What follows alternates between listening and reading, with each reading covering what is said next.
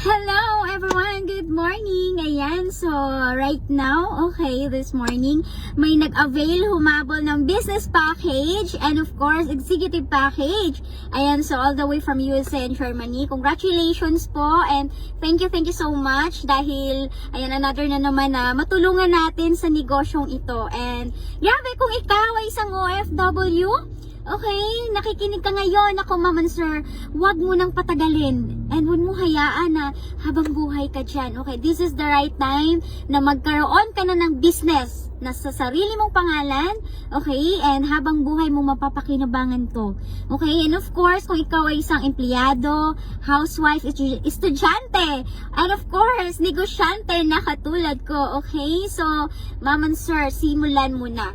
You need to decide magnegosyo.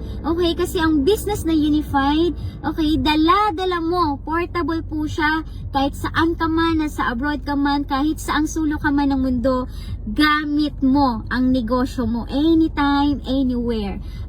So kung nakikinig ka ngayon, if you are interested and curious ka, bakit kami kumikita na nasa bahay lang?